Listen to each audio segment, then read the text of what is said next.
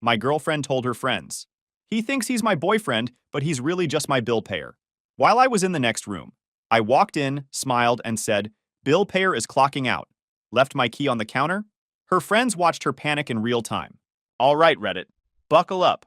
This happened 6 months ago, and I'm still processing how spectacularly it all blew up. My girlfriend thought I was her personal ATM with benefits, and I showed her exactly how fast an ATM can shut down when you disrespect the account holder. I'm Kyle, 29, work as an industrial electrician for a manufacturing plant outside Detroit. Decent money, own my truck outright, got my own apartment, no debt besides the mortgage I'm chipping away at. Nothing fancy, but I'm not struggling either.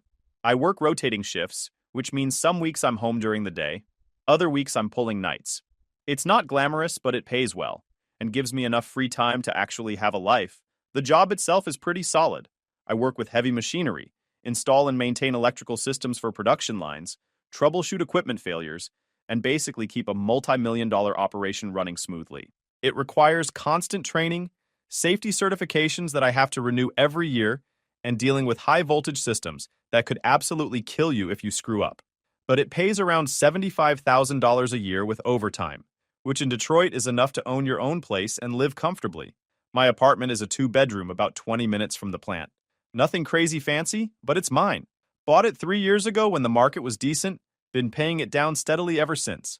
Got a small garage where I can work on my truck, a decent kitchen, and enough space to not feel cramped.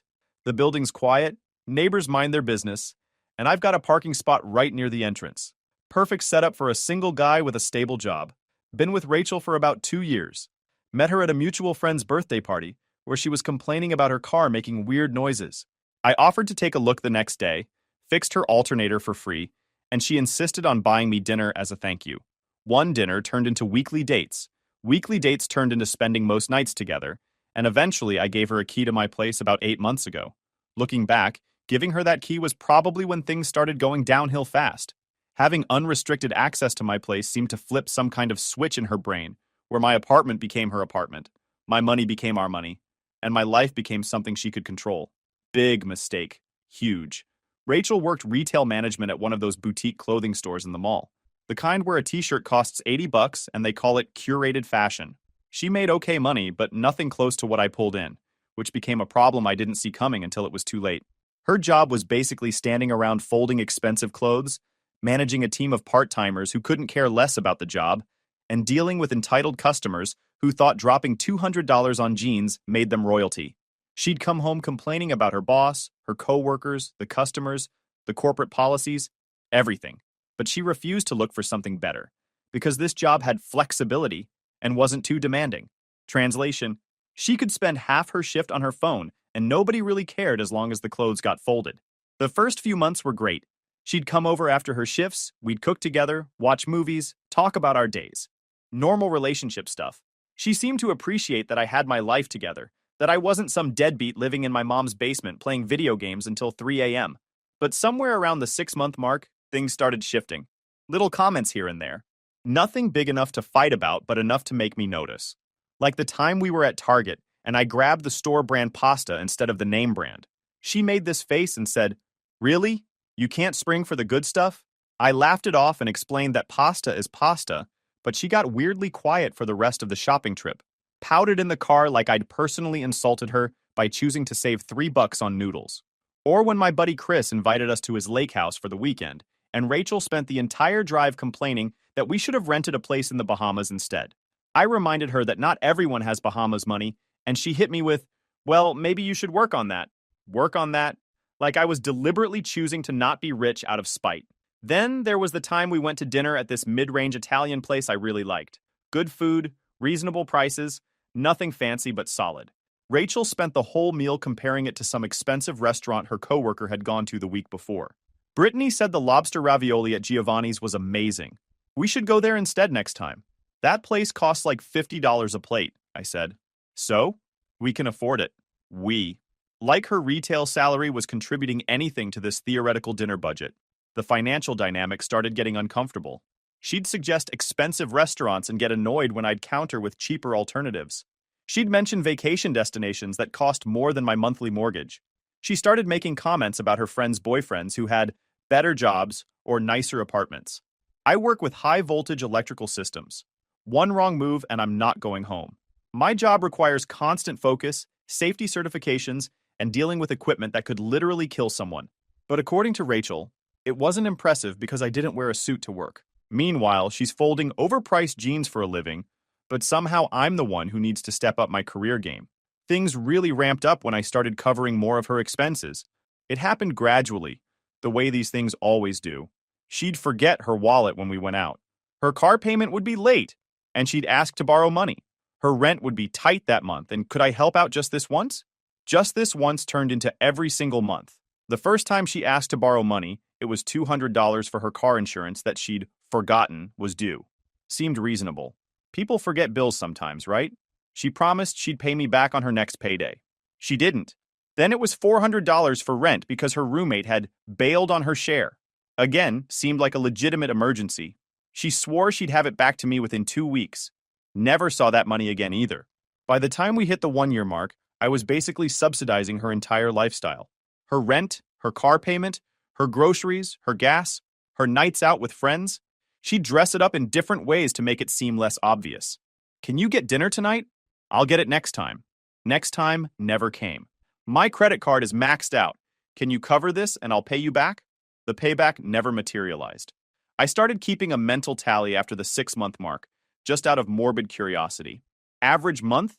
I was probably dropping around $800 to $1,000 on Rachel's expenses on top of everything I paid for our actual dates and activities together. Some months it was worse. Like that time she needed a new laptop for work that somehow cost $1,500, and I ended up paying for half of it because she didn't have credit card space left. I'm not stupid. I saw what was happening. But I loved her. And when you love someone, you want to help them out, right? That's what I told myself while I was basically funding her entire lifestyle. My friends noticed before I did. Chris would make comments about how Rachel always conveniently forgot her wallet. My coworker Brian asked me point blank one day why I was dating someone who treated me like an ATM. Even my mom, who usually stayed out of my relationship business, pulled me aside at Thanksgiving and asked if Rachel ever paid for anything. I defended her every time, made excuses, said she was going through a rough patch financially, and I was just helping out until she got on her feet. Except she never got on her feet. Why would she? She had a perfectly good safety net paying for everything. By month 18, I was paying for probably 70% of everything. Dinners out, groceries, gas for her car, half her rent when she was short, new clothes when she needed them for work. My bank account was taking a serious beating, but she kept promising she'd pay me back once she got that promotion she was supposedly in line for. Spoiler alert, there was no promotion. The friends were another issue. Rachel had this tight group of girls she'd known since college. Ashley, Brittany, and Nicole. They'd meet up every couple weeks for what they called Girls' Night, which apparently consisted of drinking expensive cocktails, taking Instagram photos, and talking about their relationships. I never had a problem with Girls' Night. Everyone needs friend time. But I started noticing that after every single one of these hangouts, Rachel would come home with new complaints about me. After one girls' night, she came home and told me I needed to dress better because Ashley's boyfriend always wore designer clothes. Never mind that Ashley's boyfriend worked in finance and made probably 3 times what I made. After another one, she announced we needed to start going to nicer places because Brittany and her boyfriend had just gotten back from wine tasting in Napa. Yeah, well, Brittany's boyfriend inherited his family's car dealership, so maybe we're playing with different financial rules here. The comparisons were constant and exhausting. I wasn't successful enough, ambitious enough, stylish enough. Nothing I did was ever good enough because her friends were dating guys with bigger paychecks and fancier titles. My friend Chris was the first person to really call me out on it. We were grabbing lunch on a Tuesday afternoon between my shifts, and I was venting about Rachel's latest complaint that I hadn't taken her anywhere special in months. Bro, Chris said, setting down his burger. She's using you. You know that, right? She's not using me. She's just going through a rough patch financially. A 2-year rough patch? Come on, man. When's the last time she paid for anything? I couldn't answer that. Couldn't remember the last time Rachel had picked up a dinner check or offered to cover groceries or even filled up her own gas tank without asking me for money first. She's got you trained like a dog, Chris continued. You're just her wallet with a pulse. And the second someone with a bigger wallet comes along, she's gone. I told him he was wrong. I told him he didn't understand our relationship. I told him to mind his own business. Deep down, I knew he was right. The breaking point came on a Friday night 3 weeks ago. I was working the late shift that week, which meant I left for work at 10 p.m. and got home around 7 a.m. Rachel knew my schedule. She had my calendar on her phone, knew exactly when I'd be home and when I wouldn't. That particular Friday, my shift got cut short. Equipment malfunction meant we had to shut down the line early for emergency maintenance. So instead of working until 6 a.m., I was done by midnight. Texted my supervisor, clocked out, and headed home. Got back to my apartment around 12:45 a.m. Rachel's car was in the parking lot, which wasn't unusual since she stayed over most nights. But there were two other cars I recognized too, Ashley's white BMW and Brittany's SUV. Impromptu girls' night at my place. Cool. Whatever. They'd done it before when Rachel wanted to save money by not going out. I'd usually just hang out in my room or go to Chris's place to give them space. I came up the stairs to my apartment and could hear them laughing before I even got to the door. Used my key, stepped inside, and heard Rachel's voice coming from the living room. God, I know, right? Like, I don't even feel bad about it anymore. I froze in the entryway. Something about her tone made me stop moving, made me listen. You're terrible, Ashley's voice, laughing. Doesn't he notice?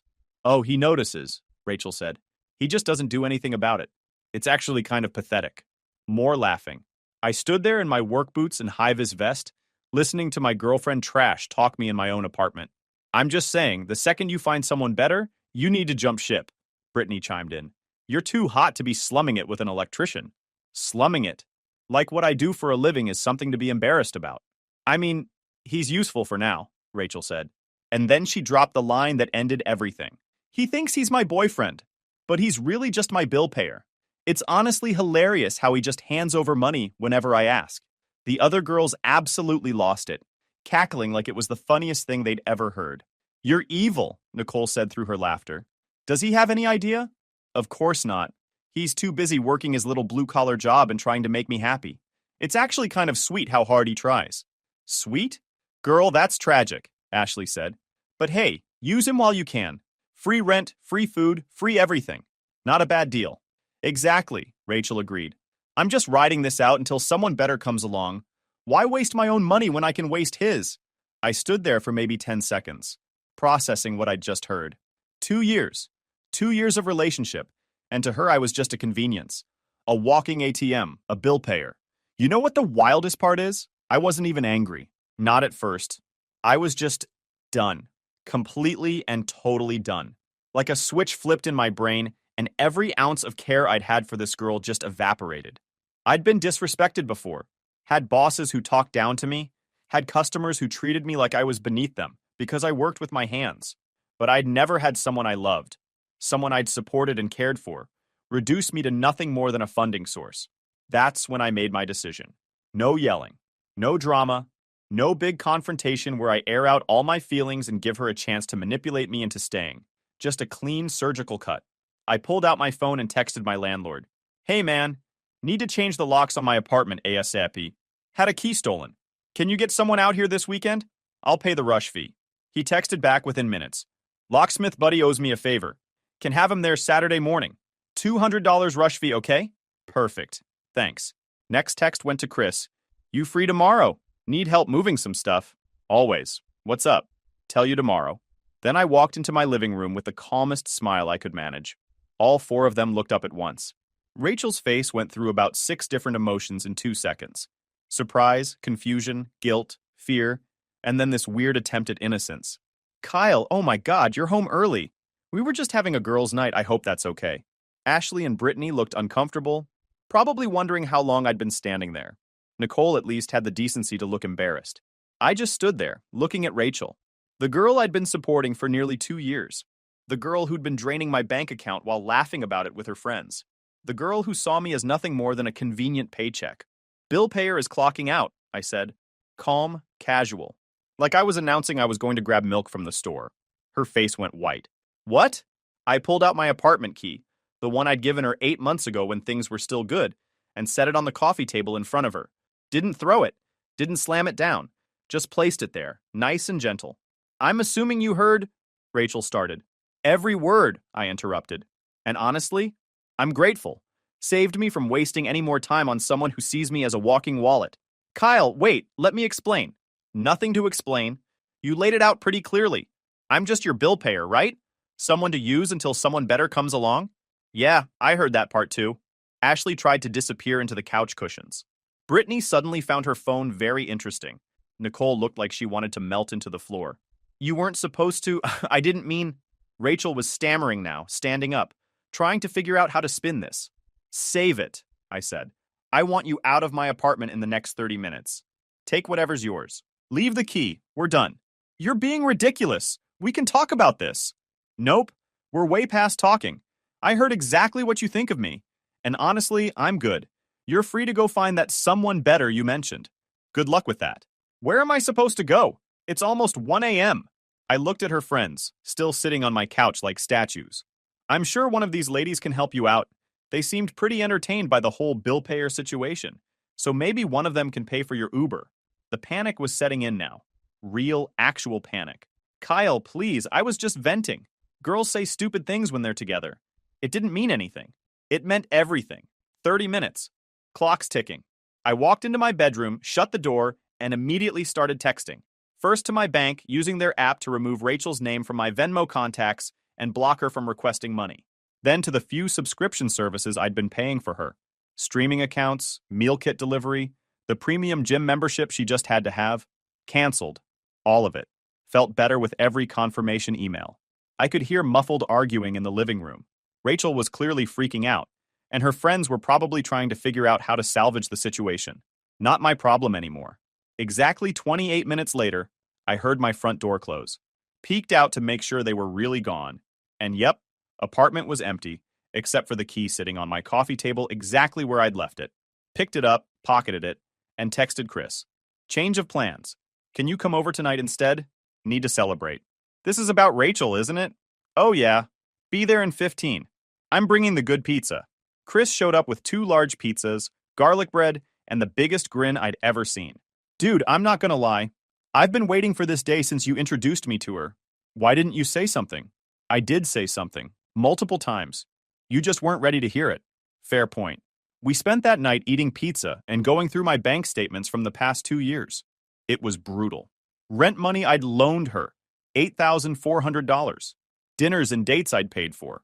Probably another $6,000. Her car payment that one time it was late. $380. Random shopping trips where she forgot her wallet. Too many to count. Conservative estimate? I'd spent over $20,000 on Rachel in 2 years. $20,000. Dude, Chris said, looking at the final total. You could have bought a boat. I don't want a boat. You could have taken a month-long vacation to Europe. I don't want... You could have had the world's most expensive gaming setup and still had money left over. Okay, that one stung a little. The point is, Chris continued, you were funding her entire lifestyle while she was laughing about it with her friends. You did the right thing, man. Clean break, no drama, just done. He was right. I'd handled it exactly the way it needed to be handled. No yelling, no begging, no giving her a chance to manipulate me into staying. Just a calm, definitive end. The locksmith showed up at 9 a.m. on Saturday like my landlord promised. Changed all the locks, gave me 3 new keys. $200 well spent. The messages started around lunchtime. Rachel. Kyle, please can we talk? I know you're upset, but you're blowing this way out of proportion. Rachel. I didn't mean what I said. I was just trying to sound cool in front of my friends. Rachel. You're really going to throw away 2 years over one stupid comment? Rachel. This is so immature. We're adults. We should be able to work through this. I didn't respond to any of them. Watched them come in, read them, deleted them, moved on with my life. The texts kept coming throughout Saturday. Every hour or so, another message. Each one more desperate than the last. Kyle, please. I made a mistake. Don't I deserve a second chance? You're being cruel. I'm literally crying right now, and you won't even talk to me. Fine. If you want to be petty about this, be petty. But don't act surprised when you realize what you gave up. That last one made me laugh. What I gave up? I gave up being someone's personal bank account. Real tragic loss there. Sunday morning. Kyle, I left some of my stuff at your place. I need to come get it. Mail me your address, I'll box it up and ship it. That's ridiculous. I can just come pick it up. Locks are changed. You're not coming to my apartment. You changed the locks? Are you serious right now? Dead serious. Mail me your address or I'm donating everything to Goodwill. Radio silence for about 6 hours. Then, I'm staying with Brittany. Here's the address. I spent Sunday afternoon boxing up everything Rachel had left at my place. Clothes, toiletries, that stupid decorative pillow she insisted I needed for my couch, a few books, some makeup. Packed it all up nice and neat, sealed the boxes with packing tape, and hauled them to the post office Monday morning. Found some interesting stuff while packing too. Credit card bills shoved in my desk drawer that she'd apparently been hiding. Turned out she owed about $8,000 across 3 different cards. Bills from stores I'd never heard of. Charges for restaurants and bars she'd been to without me. Concert tickets. Online shopping sprees. So not only had she been draining my bank account, but she'd been racking up her own secret debt on top of it. Probably figured I'd help her pay it off eventually. Or maybe she was planning to bail before the bills caught up to her. Either way, not my problem anymore. Cost me $45 to ship. Absolutely worth it to never have to see her face again. Monday evening, my phone rang. Unknown number. Against my better judgment, I answered. Kyle, it's me. Please don't hang up. Rachel. Yes. Listen, I know you're mad, but you're being completely unreasonable about this. I made a mistake. People make mistakes. Why are you punishing me like this? I'm not punishing you. I'm just not interested in being with someone who thinks so little of me. That's not fair. You know I care about you. You called me your bill payer. You told your friends you were using me until someone better came along. Which part of that screams I care about you? Silence.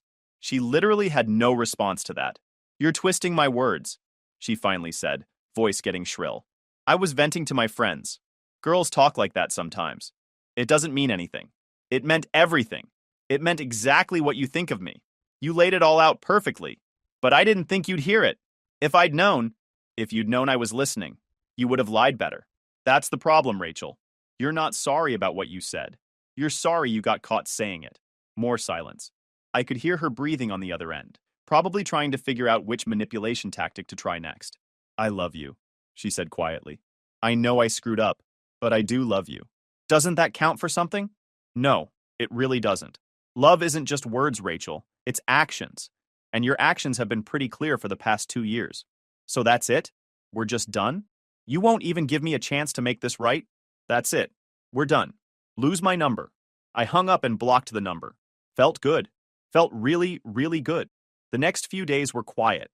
I went to work, came home, hung out with Chris, started actually enjoying my apartment again without Rachel's constant complaints about how I could make it nicer or better or more impressive.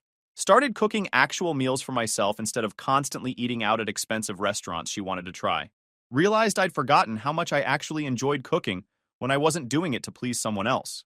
Made my mom's pot roast recipe, meal prepped for the week, saved probably $200 on takeout. Started watching shows I actually liked instead of whatever reality TV garbage she insisted we watch together. Caught up on a documentary series about World War II that I'd been wanting to see for months. No more sitting through 3 hours of people fighting on an island for a fake rose. Started planning a vacation with Chris to Colorado, something I'd wanted to do for years but could never afford because I was too busy funding Rachel's lifestyle. We priced out flights, hotels, activities. Realized I could actually swing it now that my money was staying in my account instead of flowing into someone else's. My bank account started recovering. No more random Venmo requests.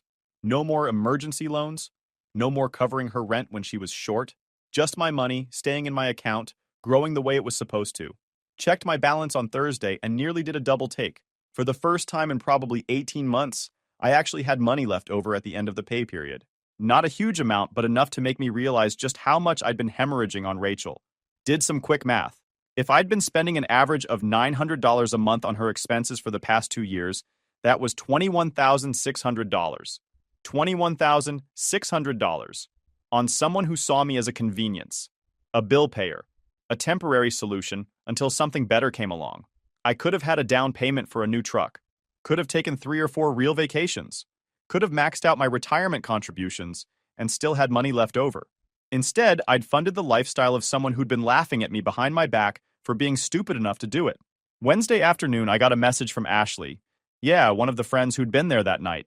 Hey, Kyle, I know you probably don't want to hear from any of us, but I wanted to apologize for the other night. What Rachel said was horrible and we shouldn't have laughed. You didn't deserve that. I stared at the message for a solid minute. Part of me wanted to ignore it. Another part of me was curious why she was reaching out. Thanks for the apology. Is this going somewhere? I just thought you should know that Rachel has been completely spiraling since Friday. She's been staying with Brittany and crying constantly about how she messed everything up. Okay? She's also been hitting up every guy in her contacts trying to find someone to help her pay rent this month. It's honestly kind of sad to watch. Now that was interesting. She thought she could just line up her next victim that fast? Pretty much.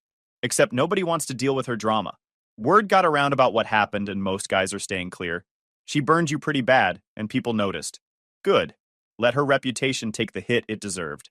Also, Ashley continued, just so you know, Brittany is about to kick her out. Rachel's been eating her food, using her stuff, and not contributing anything. Sound familiar? I actually laughed out loud at that. She's consistent. I'll give her that. Yeah. Well, consider this my warning that she's probably going to come crawling back hard. She's realizing she had a really good thing with you, and she destroyed it for no reason. She can crawl all she wants. I'm done. Good. You seem like a decent guy, Kyle.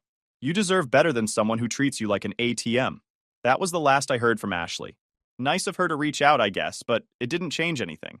Rachel made her choice, and now she was living with the consequences. Thursday night, Rachel showed up at my apartment building. Didn't get past the front door because, again, I'd changed the locks and she didn't have the new code.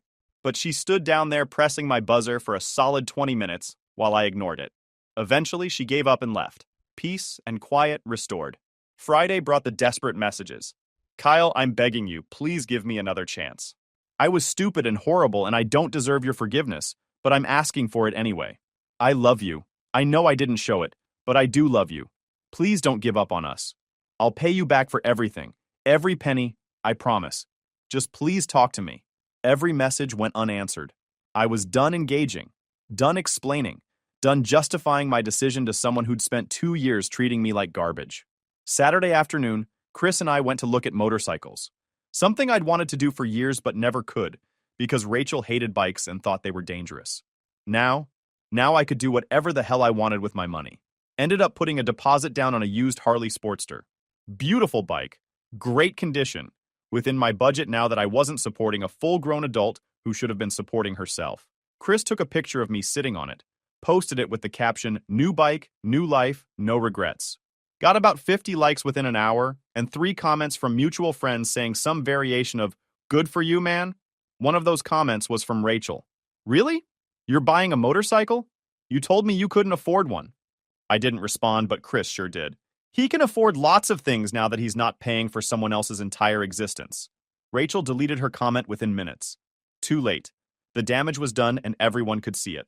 Sunday morning, I woke up to a long, rambling voicemail from Rachel. She'd called at 3 a.m., crying, drunk from the sound of it, apologizing and begging and promising to change. It was honestly pathetic. Deleted it without listening to the whole thing. Monday was 3 weeks since I'd kicked her out. 3 weeks of her trying every manipulation tactic in the book to get me back. 3 weeks of me standing firm and not budging an inch. The final message came Monday evening.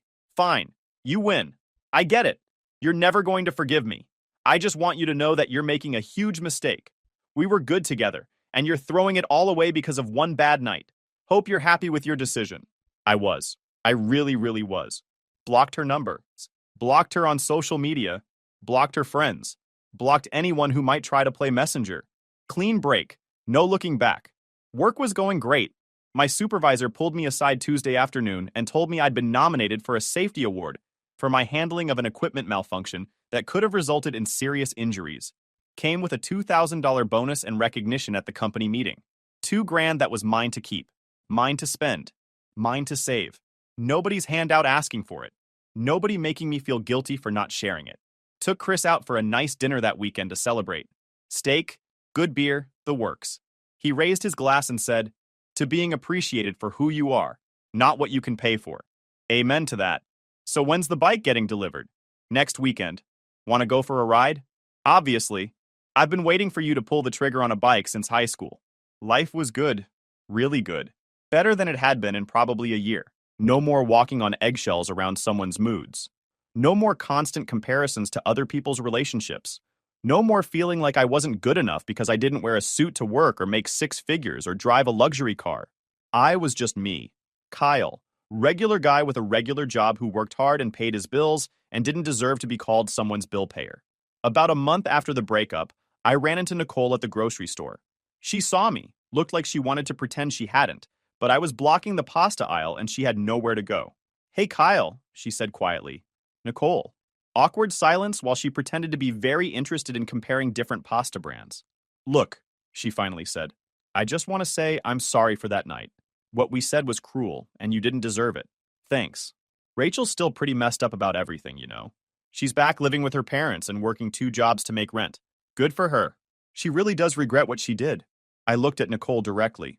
She regrets getting caught. There's a difference. If I hadn't come home early that night, she'd still be using me and laughing about it with you guys. Nicole didn't have a response to that. She nodded slowly and pushed her cart past me. For what it's worth, you seem happier now. I am. And that was the truth. I was happier, lighter, freer. Like I'd been carrying around dead weight for 2 years, and finally put it down. The motorcycle got delivered the following Saturday. Chris came over and we spent the afternoon breaking it in, riding through back roads and small towns, stopping at diners and gas stations just because we could. That night, I posted a picture of me on the bike with the caption, "Sometimes the best investments are the ones you make in yourself." Got over 100 likes. Comments from friends and coworkers congratulating me. Someone even commented, "This is the energy we all need." Rachel didn't comment, probably because I'd blocked her, but I'm sure someone showed it to her. I'm sure she saw that I was doing just fine without her. Better than fine, actually. 2 months after the breakup, I got a text from an unknown number. Didn't recognize it, but I was in a good mood, so I checked it. "Hey Kyle, it's Rachel. I'm using a new number. I know you blocked me, but I really need to talk to you. Please." I stared at the message for exactly 5 seconds before blocking the new number too. Not today. Not tomorrow. Not ever. Some people think closure requires a conversation, some big moment where you hash everything out and come to some mutual understanding. But that's not always true. Sometimes closure is just deciding you're done and sticking to it. I was done. Completely. Totally. Permanently done. Chris came over that night with pizza, and we played video games until 2 a.m. like we were teenagers again. No drama, no stress, just 2 friends hanging out and enjoying life. "You know what the best part of all this is?" Chris said during a loading screen. "What?" "You didn't let her gaslight you into thinking you were the problem. She tried every trick in the book and you didn't budge. That takes serious backbone. I'm just done being a doormat." "You were never a doormat, man. You were just a good dude who trusted the wrong person. There's a difference." Maybe he was right. Maybe I wasn't a doormat. Maybe I was just someone who loved the wrong person and had the sense to walk away when that love wasn't reciprocated. Either way, I was free. Free from someone who saw me as nothing more than a funding source. Free from constant criticism and comparisons. Free from feeling like I was never enough. And honestly, that freedom was worth more than any amount of money I'd spent on her. 3 months after the breakup, I was at a work event celebrating the safety award I'd won. Good food, good company, actual recognition for the work I did. My supervisor gave a whole speech about how my quick thinking had prevented a major accident, how my dedication to safety protocols set an example for the whole team. Standing ovation, actual, real appreciation for who I was and what I did. On my way out, I checked my phone. Another text from another unknown number. "Kyle, this is Brittany. I know you probably don't want to hear from me, but I wanted to let you know that Rachel tried to do the same thing to someone else. She started dating this guy about a month ago, and she's already asking him to pay for stuff and cover her bills. Thought you should know you weren't crazy or overreacting. She really is like that." I read the message twice. Part of me felt vindicated. Another part of me felt bad for whoever this new guy was, about to learn the same expensive lesson I did. But mostly I just felt grateful that it wasn't my problem anymore. I texted back, "Thanks for letting me know. Hope he figures it out faster than I did." Brittany responded immediately, "Her new boyfriend is one of Ashley's friends. We already warned him. He dumped her yesterday. She's currently having a meltdown at her parents' house. Karma's a beautiful thing. Couldn't have happened to a nicer person," I replied. "Agreed. You seem like you're doing well, Kyle. Good for you." I didn't respond after that. Didn't need to. The conversation was over, and so was that entire chapter of my life. 6 months later, and I'm writing this on my couch in my apartment. My apartment that I pay for with my money from my job that I'm proud of. The Harleys parked downstairs, waiting for the weekend when Chris and I are planning a road trip up to Mackinac Island. Guys, we are so close to hit 100,000 subscribers on this channel. If you are not subscribed to the channel, please consider subscribing. It really helps hit that 100,000 mark. Thanks for making this dream come true. My grandfather found me sleeping in the car. "Son, what about the house I gave you? Didn't you like it?" My mother answered, "We took it from him and gave it to his sister. She has a family and deserves it more." My grandfather took out his phone and started yelling. Hey Reddit. So my family literally stole the house my grandfather gave me, kicked me out, and left me sleeping in my car for 5 months. Then Gramps showed up unannounced and completely destroyed them. Buckle up because this gets wild. My name is Tyler, 22 years old, and I've always been the type of guy who keeps his head down and avoids drama. Not the loudest voice in the room, not the one starting fights or demanding attention, just quiet, respectful, the kind of person who'd rather give in than argue. And that exact personality trait, that's what my family used to absolutely wreck my life. Growing up, I was basically invisible in my own house. The kind of kid who could disappear for hours and nobody would notice or care. I'd come home from school and my parents wouldn't even look up from whatever they were doing. Meanwhile, if my sister walked in the door, it was like the president had arrived. Everyone dropping everything to hear about her day, her problems, her trivial nonsense that somehow always took priority over everything else.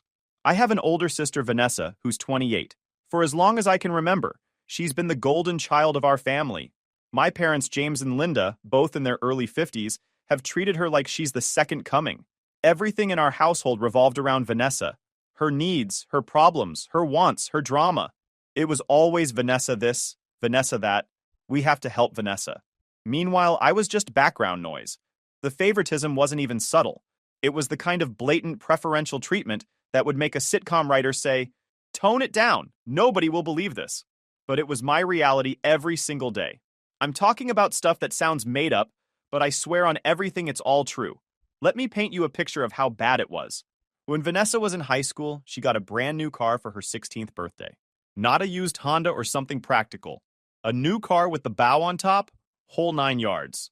My parents threw her this huge party, invited everyone we knew, made it this massive celebration. When I turned 16, I got a card with $50 in it and a lecture about responsibility. No party, no celebration, just another regular day where I was expected to be grateful for the bare minimum. When Vanessa wanted to go to college, my parents paid for everything. Tuition, housing, meal plans, spending money, new laptop, the works. She dropped out after 2 years because she wasn't feeling it, and they just shrugged it off like burning 20 grand was no big deal. Told her she'd find her path eventually and not to worry. When I asked about college help, they told me I should look into scholarships or student loans because you're smart enough to figure it out. Translation: we already spent our education budget on your sister, and there's nothing left for you. I ended up going to community college part-time while working full-time just to afford it. Took me 5 years to finish my associate degree because I could only take 1 or 2 classes per semester. My parents didn't come to my graduation, said they had other plans that day. Found out later they'd gone to some regional fair with Vanessa to help her look at craft booth rentals for a business idea she never followed through on. The double standards went way beyond education and gifts. Vanessa would borrow my parents' car and bring it back with an empty gas tank and new dents. They'd just laugh it off and fill it back up themselves. I'd borrow the car once for a job interview and brought it back with a quarter tank instead of half and caught a 20-minute lecture about respect and responsibility. Different rules for different children based purely on who they liked better. Vanessa married this guy Brandon when she was 22. I never liked him from day one. Something about him just screamed unreliable. Turns out my gut was right, because neither of them worked. Like at all. Brandon did random odd jobs here and there when he felt like it. Nothing stable or consistent. He'd work at a warehouse for 3 weeks, then quit because his back hurt. Do some rideshare driving for a month, then stop because gas was expensive. Help someone move for $50, then disappear for another month. Just completely unreliable and unmotivated. Vanessa didn't work at all. Her excuse was always that she had to take care of her 2 kids, Sophie, who's 5, and Noah, who's 3. Now look, I get that childcare is expensive, and being a stay-at-home parent is legitimate work. But here's the thing. Vanessa wasn't really doing either. She'd dump the kids with my mom half the time so she could go shopping or meet friends for lunch. The kids basically raised themselves in front of the TV while she scrolled through social media complaining about how hard her life was. And Brandon? When he wasn't working his occasional jobs, he was playing video games in his underwear or hanging out with his buddies. These two had kids they couldn't afford and just expected everyone else to pick up the slack. Zero planning, zero responsibility, just living in the moment and assuming someone would always bail them out. So how did they survive? Simple. They lived entirely off the monthly money my maternal grandfather George sent them, plus whatever scraps I could contribute when I had a little extra. We're talking about 2 able-bodied adults in their 20s who chose not to work because free money kept rolling in. And my parents enabled every bit of it. My grandfather is 74, been a widower for about 10 years now, and he's a successful retired businessman who lives about 3 hours away in another city. The man built his wealth from nothing, and he's got that old school work ethic and no tolerance for laziness. Here's the thing about Gramps. He was always my favorite person in the family, and apparently I was his favorite too. Not because I kissed up to him or manipulated him for money. He just always said I was the only one in the family with any sense and actual humility. While my parents and sister saw him as an ATM machine, I actually spent time with him, listened to his stories, learned from him.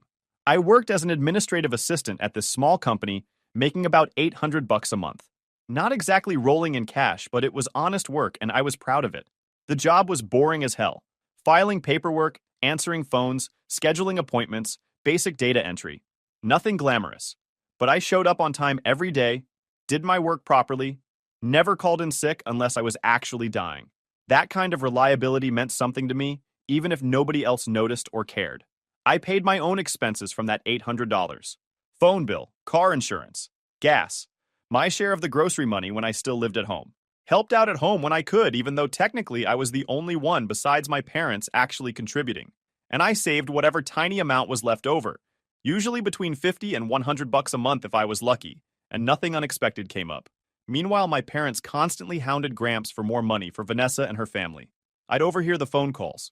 Mom would be on speaker in the kitchen laying out all of Vanessa's problems, like she was reading from a tragedy script. The kids need new shoes. Brandon's car broke down. They're behind on their phone bill. The baby has an ear infection and needs medicine. Always something. Always an emergency. Always more money needed right now. The conversations were always the same guilt-laden manipulation. Vanessa has 2 children to support, they'd remind him constantly. Brandon is looking for work, but it's tough out there. They're trying so hard, but life keeps knocking them down. They just need a little help to get back on their feet. Never mind that they'd been getting back on their feet for 6 solid years, and somehow kept falling down again the second that monthly check arrived. And my grandfather would send them $2,500 every single month. Let that sink in. That's more than 3 times what I made busting my tail at work full-time. But it was never enough for them. There was always some emergency, always something the kids urgently needed, always another crisis requiring more money. The goalpost just kept moving further away no matter how much Gramps sent. 3 months ago was my 22nd birthday. I wasn't expecting anything special because celebrations weren't really a thing for me and my family. My birthday usually passed with maybe a card, and if I was really lucky, someone would remember to say happy birthday at dinner. That was the extent of it. Meanwhile, Vanessa's birthday every year was this massive production with cakes and decorations and gifts piled high. But that day, I got a call from Gramps and his voice sounded excited. He said he was on his way and had a surprise for me. My heart started racing because Gramps never drove 3 hours, unless it was something important. He drove from his city to ours, and when he arrived, the whole family was gathered in the cramped 2-bedroom apartment where we all lived. Yeah, you read that right. 7 people in a 2-bedroom apartment. Me, my parents, Vanessa, Brandon, and their 2 kids. It was absolute chaos every single day. My parents had the master bedroom. Vanessa and Brandon took the 2nd bedroom. The 2 kids slept on a pull-out couch in the living room. And me? I had an air mattress in the corner of the living room that I'd blow up at night and deflate every morning. No privacy whatsoever. Couldn't even have a private phone conversation without someone listening in or asking who I was talking to. The bathroom situation was a nightmare, with 7 people sharing 1 shower. I'd have to wake up at 5 a.m. just to guarantee I could shower before everyone else used up the hot water. The kitchen was too small for everyone to eat together, so we'd rotate shifts like some kind of prison cafeteria. And the noise. Constant, never-ending noise. Kids screaming and crying. TV blaring cartoons all day. Brandon and Vanessa arguing about something. Mom on the phone complaining to her friends about her hard life. Never a moment of peace or quiet. Just miserable. I'd been saving up to move out, but every time I got close to having enough for a security deposit, something would happen and I'd feel obligated to help out with money. Looking back, I'm pretty sure they timed their emergencies to coincide with whenever I had a decent amount saved. Gramps walked in with this huge smile and a large envelope in his hands. He hugged me tight and told everyone to sit down. We crammed into the tiny living room, and he handed me the envelope. My hands were literally shaking as I took it from him. Whatever was inside, I knew it was important by the way he was looking at me. Inside were keys and a stack of legal documents. Real official-looking papers with county seals and notary stamps. My hands were shaking so bad, I could barely hold them steady enough to read. My grandfather's eyes were actually watering when he told me it was a house. A beautiful three-bedroom house in the Meadowbrook neighborhood, fully furnished and modern, completely ready to move in, and it was in my name. Mine. Legally mine. He explained that he'd been planning this for over a year, had been looking at properties, talking to real estate agents, making sure he found the perfect place. He said he wanted to give me a real start in life, something solid to build on, that I'd proven myself through hard work and sacrifice, and never asking for handouts. This was his way of recognizing that and giving me the foundation I deserved. I literally couldn't speak. My brain just stopped working. Like when you try to process information that's too good to be true, and your mind just goes blank. I tried to say I couldn't accept something that huge, but he cut me off. Took my hands in his weathered old hands and looked me straight in the eyes. Told me I deserved it more than anyone he knew. He said I was a good person, truly good, respectful and hardworking even when nobody appreciated it, that I never asked him for anything or caused problems. Never once had I called him begging for money or making up emergencies. I just quietly worked hard and helped others without expecting anything back. The house was his way of showing me he saw all of that and was proud of me, that everything I'd done mattered even if my parents didn't seem to notice. I completely broke down crying right there in the living room. Not dignified manly tears either, full-on sobbing like a kid who just got told Santa was real after all. Hugged him so tight I probably cracked one of his ribs. It was the most incredible thing anyone had ever done for me. After 22 years of being the afterthought, the background character in my own family, someone had finally seen me and valued me. When I looked at my family through my tears, I should have paid more attention to their reactions. My parents had these weird, unreadable expressions on their faces. Not happy for me, not proud, just this strange, calculating look. Vanessa looked straight up annoyed and jealous.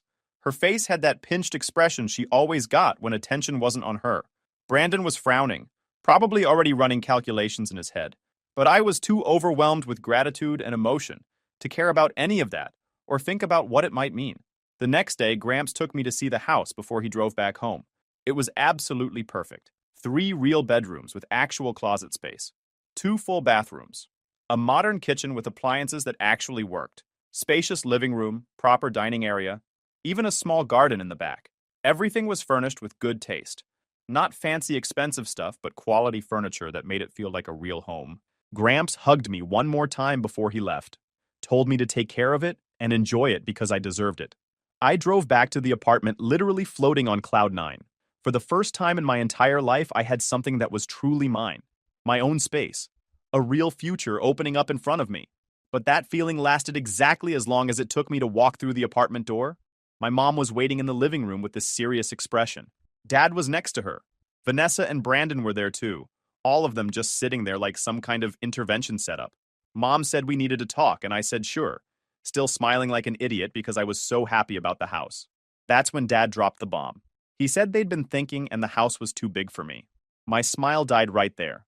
I asked what he meant, and Mom jumped in saying I lived alone. No partner, no kids, so what did I need 3 bedrooms for? I tried to say maybe in the future I'd need the space. Maybe I'd want a home office or a guest room or just space to breathe. But Dad cut me off. He said Vanessa had 2 children, and Sophie and Noah needed space to grow and play. That they were cramped in the apartment, and it wasn't fair for me to have that whole house to myself while her kids suffered in these conditions. Vanessa chimed in with this whiny, manipulative voice, saying her children deserved better than the tiny apartment. That I was being selfish keeping all that space when they clearly needed it more. I said Gramps gave the house to me, and it was mine. Mom hit me with that classic line about how family shares and family supports each other. Like suddenly, we were this tight-knit, loving family when it was convenient for them. I pointed out that I'd been supporting them financially whenever I could, giving them money from my tiny paycheck when they had emergencies. But Dad said this was different. This was about giving my niece and nephew a chance to grow up happy and healthy. Then he actually looked me in the eyes and asked if I didn't want them to be happy, like he was trying to guilt-trip me into feeling like some kind of monster who wanted children to suffer. It was manipulative as hell, and looking back, I can't believe I fell for it. But in the moment, with all 3 of them staring at me making me feel like the bad guy, it worked. That was just the beginning. For the next 3 weeks, it was constant pressure from every single angle. Every day started with some comment about the house. Every conversation somehow circled back to how I was being unreasonable. Every meal together included pointed remarks about my selfishness. It was psychological warfare, and I was the target. Mom would start in at breakfast. While I was trying to eat my cereal before work, she'd make these comments about how some people care more about possessions than family. How some people forget where they came from the second they get something nice. Just constant needling designed to make me feel guilty for having something good. Dad would ambush me when I got home from work.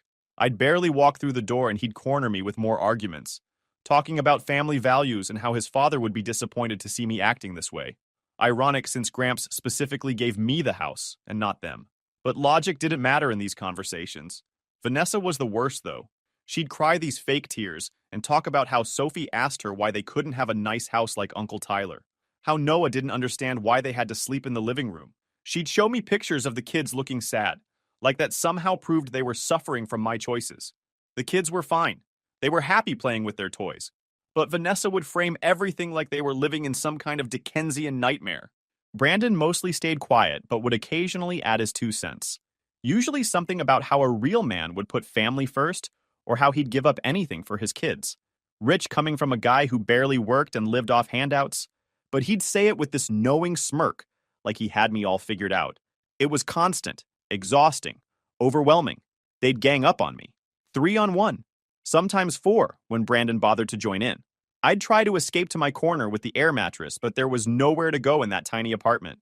Nowhere to get away from the constant pressure and guilt trips and manipulation. They'd bring it up at random times. I'd be watching TV and someone would make a comment. I'd be doing dishes and Dad would start another lecture. I'd be trying to fall asleep and hear them in the next room talking loudly about how selfish some people were. They wanted me to hear it, wanted me to know they were talking about me. It was calculated psychological pressure. After 3 solid weeks of this relentless campaign, I finally broke. I was exhausted, mentally drained, couldn't think straight anymore from the constant barrage. Every defense I tried to put up, they'd knock down with more guilt and more pressure. I felt like I was drowning, and they just kept pushing my head underwater. I told them fine, Vanessa could have the house. The celebrations were immediate. Vanessa actually hugged me for the first time in years. My parents patted my back saying I was such a good brother. Brandon smiled at me, probably already planning how to mooch off the new free house. That same week, they had me sign some papers. They told me it was just a formality, temporary paperwork so Vanessa and her family could move in. I was so mentally drained and beaten down that I signed without really reading everything. Big mistake. Huge. Within 3 days, they had completely moved into my house. My house. The one Gramps gave me.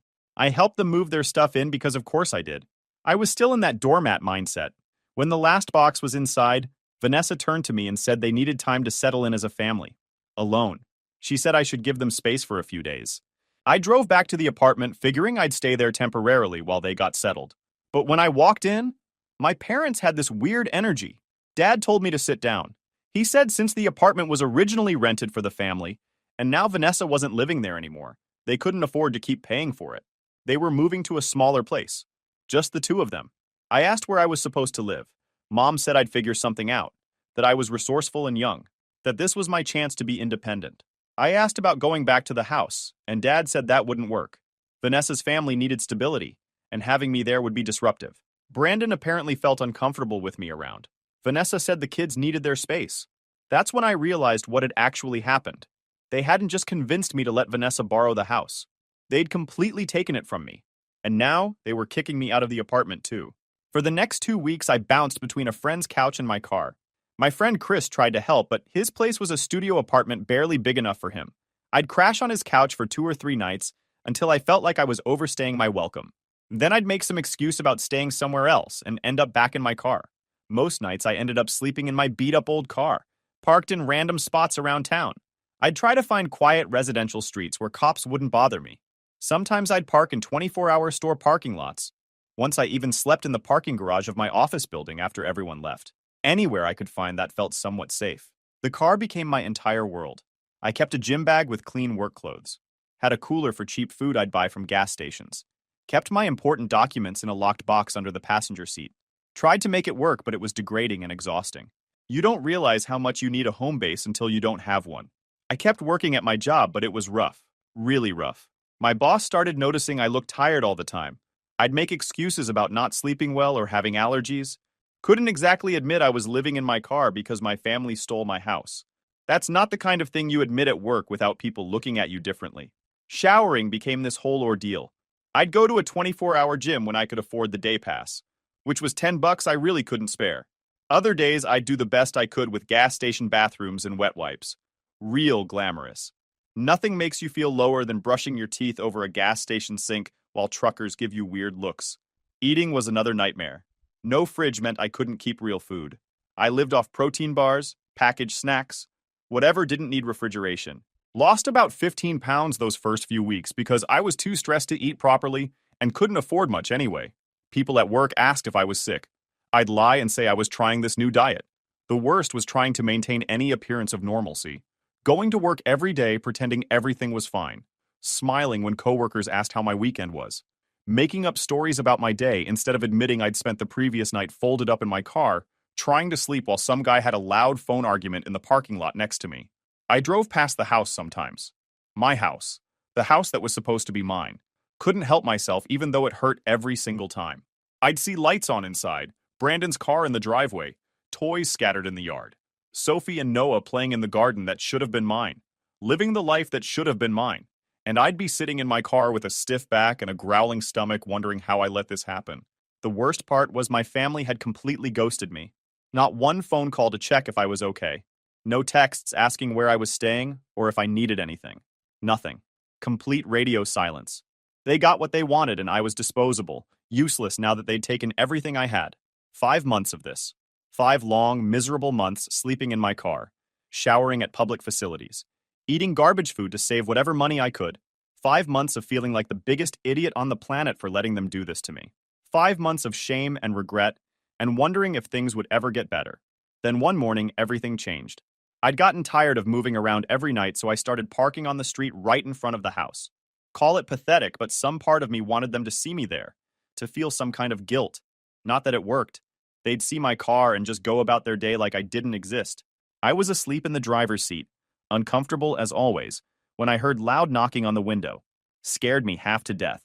I jumped up and looked out to see my grandfather's face staring back at me. His expression went from concerned to confused to absolutely furious in about 2 seconds. He yanked open my car door and asked what I was doing sleeping there. I stammered something, but before I could explain, he looked at the house and then back at me. Asked what happened to the house he gave me. Didn't I like it? Why was I sleeping in my car instead of inside? That's when my mom came rushing out of the house. No idea how she was even there, but apparently she'd been visiting.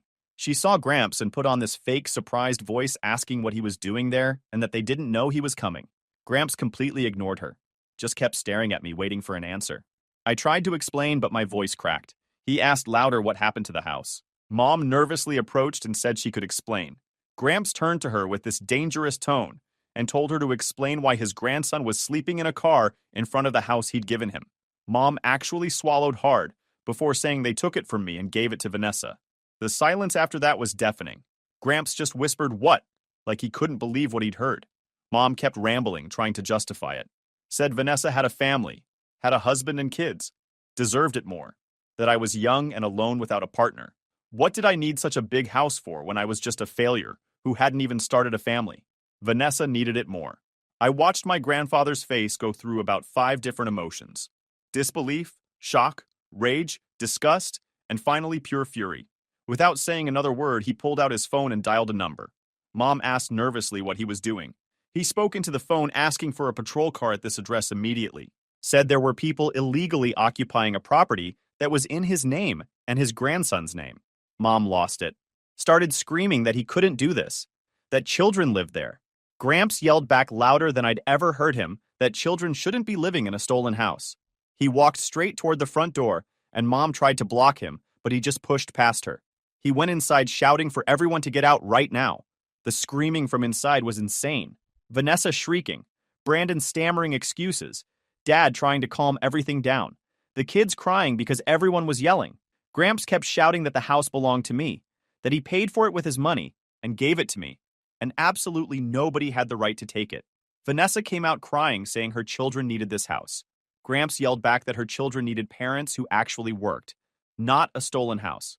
Dad came out trying to smooth things over, calling it a misunderstanding.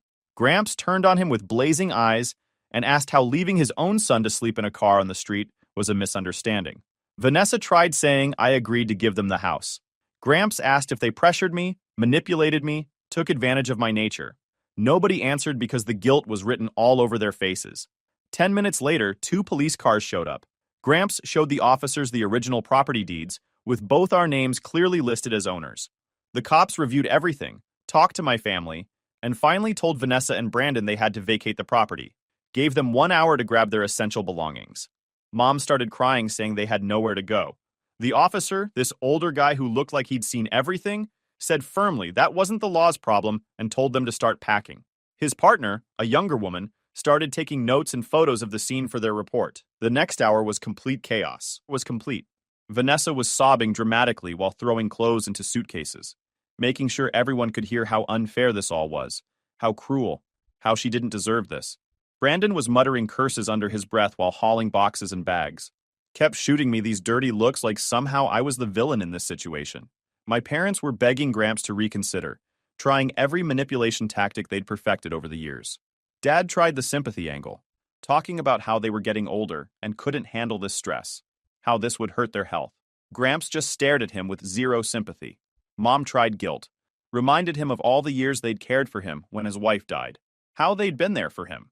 Gramps pointed out he'd repaid that support 100 times over with the money he'd given them for Vanessa. The kids were confused and crying. Sophie kept asking her mom why they had to leave. Noah was clinging to Vanessa, terrified by all the yelling and tension. Part of me felt bad for them because none of this was their fault. They were just innocent kids caught in the middle of their parents' greed and lies. But the bigger part of me knew this was necessary. They needed to learn young that actions have consequences. Gramps stood firm next to me in the yard with his arm around my shoulders the entire time. A united front. Every time my parents approached him with another plea or excuse, he'd just shake his head and tell them their time was running out. His presence gave me strength, made me feel like maybe I wasn't the weak, pathetic person I'd felt like for 5 months. Neighbors had come out to watch the spectacle, standing on their porches or peeking through windows. Small-town gossip travels fast, and this was premium drama. I should have been embarrassed, but honestly, I was past caring. Let everyone see what my family really was. Let them know the truth. Vanessa tried one last play when there were only 10 minutes left. She approached me directly, bypassing Gramps, with tears running down her face. Begged me to tell the police it was all a misunderstanding. Said she'd give the house back, we could work something out. But her eyes told a different story.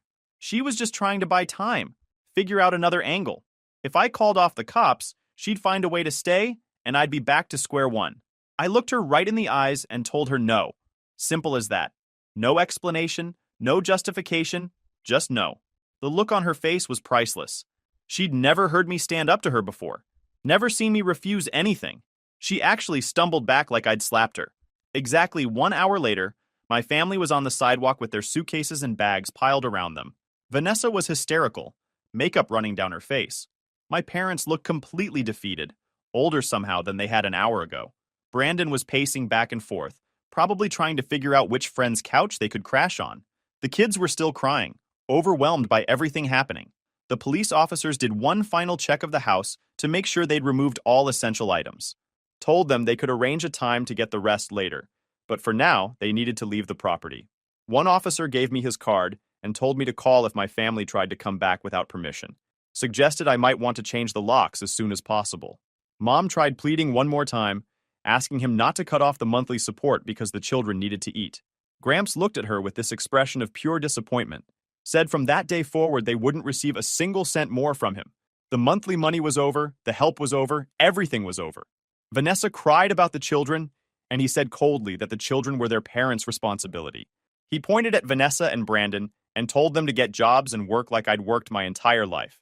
Told them to humble themselves like they'd humbled me. Dad tried one more time, but Gramps cut him off. Told my parents they were a disgrace for favoring one child so much they destroyed the other. For allowing them to steal their own son's house and leave him on the street. Said they didn't deserve to be called parents. Mom desperately said they were family. Gramps hugged me tighter and said I was his family. That they were just toxic people who happened to share his blood. Told them he never wanted to see them again. Not to come near the house or near me or contact him. It was over. He left them there on the sidewalk with their stuff and their shame. We went into the house together. My house. Finally, actually mine. I started apologizing through tears, saying I was weak and should have stood up for myself. He said I wasn't weak. I was kind. And they abused that kindness. But it was over now, and he'd make sure nobody ever took it from me again. The following weeks were an adjustment period. I properly moved into the house, slept in a real bed for the first time in 5 months, showered in an actual bathroom with hot water and privacy, cooked in a kitchen with a full fridge and working appliances. It felt completely surreal.